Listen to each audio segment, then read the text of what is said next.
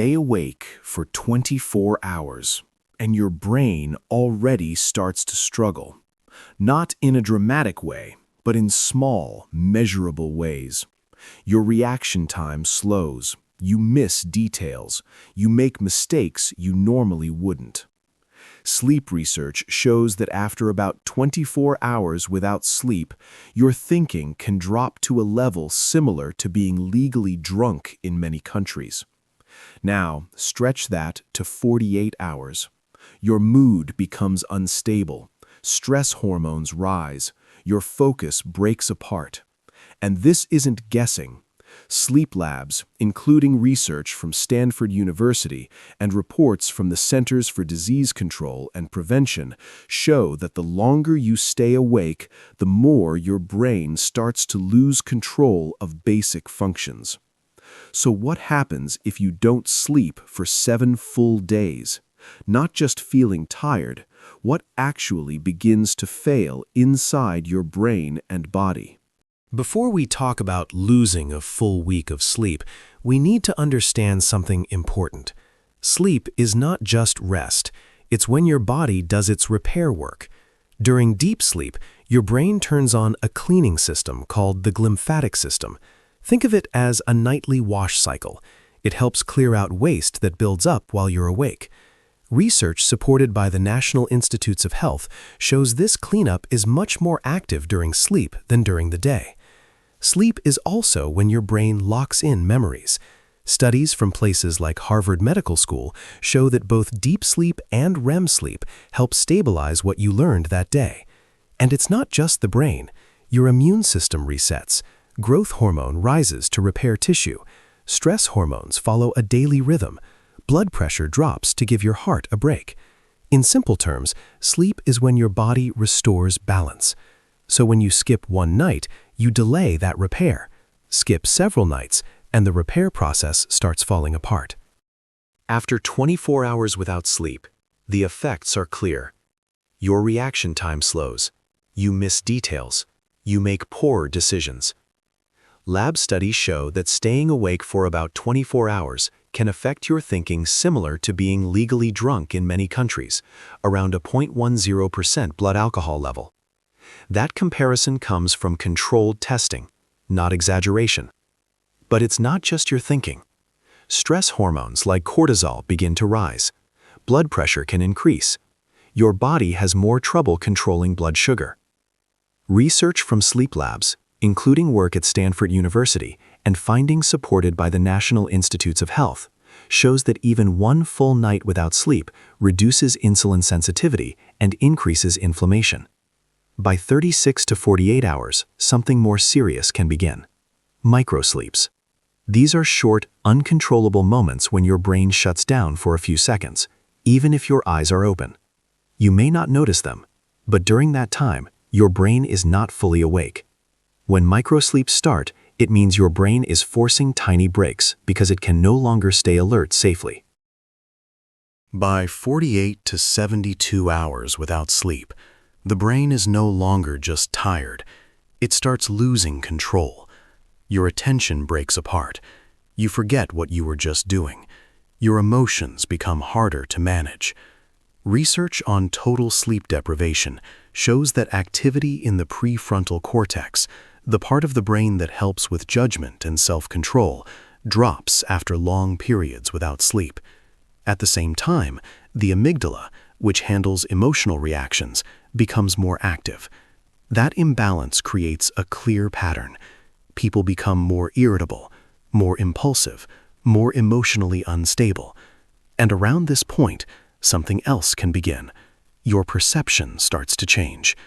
By about 72 hours, many people report visual disturbances, shadows moving in the corner of their vision, trouble focusing, or mild hallucinations. These effects have been observed in monitored sleep deprivation experiments. Meanwhile, the body continues to feel the strain. Inflammation rises, blood pressure can stay elevated, the immune system weakens further. At this stage, the brain is no longer functioning in a normal state.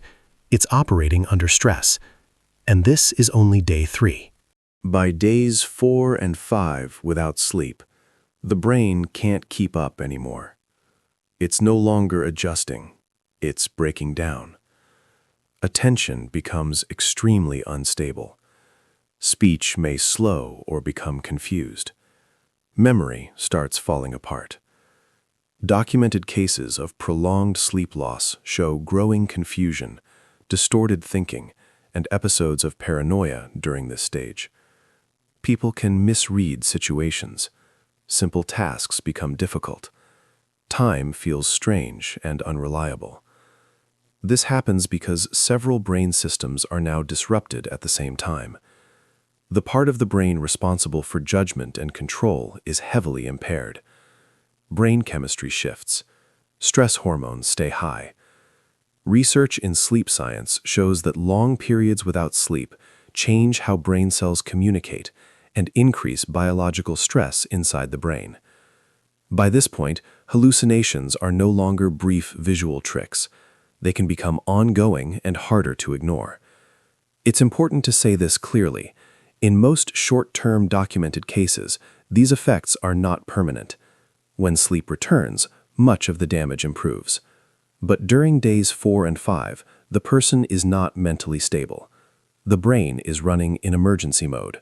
Very few experiments allow someone to stay awake for 6 or 7 full days. For ethical reasons, researchers usually stop much earlier. But there are documented cases. The most famous is Randy Gardner, who stayed awake for 11 days in 1964 under medical supervision. By days 6 and 7, reports described severe mood swings, trouble forming clear sentences, memory gaps, visual and auditory hallucinations, paranoia, poor coordination. At this point, normal brain function is deeply disrupted. Research on extended wakefulness shows that brain chemistry becomes unstable. Stress hormones stay high, inflammation levels rise, reaction time becomes dangerously slow. Microsleeps happen more often, sometimes lasting several seconds, even when the person believes they are awake. The brain forces these brief shutdowns because it cannot stay fully alert any longer. In monitored cases like Gardner's, most mental functions gradually returned after proper sleep, but during the deprivation period, the person was severely impaired. A full week without sleep does not usually cause immediate death in a healthy person, but it causes serious, measurable brain dysfunction. A common fear is that staying awake for 7 days automatically means death. Medical evidence does not show that in healthy individuals. There is no well-documented case of a healthy person dying purely from 1 week of sleep deprivation alone. But that does not mean it's safe. The real danger is loss of control. After several days awake, accident risk rises sharply. Reaction time becomes dangerously slow. Judgment becomes unreliable. Public health data from the Centers for Disease Control and Prevention show that insufficient sleep is strongly linked to car crashes, workplace injuries, and serious mistakes. There is also a rare disorder called fatal familial insomnia. In that condition, a genetic mutation slowly destroys the brain's ability to sleep, leading to severe neurological decline and eventually death. But this disorder is extremely rare and completely different from voluntarily staying awake. For most people, the bitter threat isn't one extreme week, it's chronic sleep loss. Long-term studies show that regularly sleeping too little increases the risk of heart disease, type 2 diabetes, obesity, depression, and weaker immune function. So the real question isn't just what happens in 7 days, it's what happens when too little sleep becomes normal. If there's one thing to take away from this, it's this. Sleep is not optional. It's basic protection for your body. Your brain uses it to clear waste. Your immune system uses it to reset. Your hormones use it to stay balanced. Your heart uses it to recover. A single week without sleep may not immediately kill a healthy person, but the breakdown during that week is real, measurable, and severe. What matters even more is this. Most people don't stay awake for 7 straight days. They just sleep too little for years. 5 hours one night, 6 the next, repeated again and again. And long-term research shows that this pattern does more damage than one extreme event. That's why understanding the science matters. If you appreciate clear, research-based explanations, without hype and without fear, consider subscribing. Not for drama, but for evidence. And if this helped you, a simple like helps more people see accurate health information instead of myths.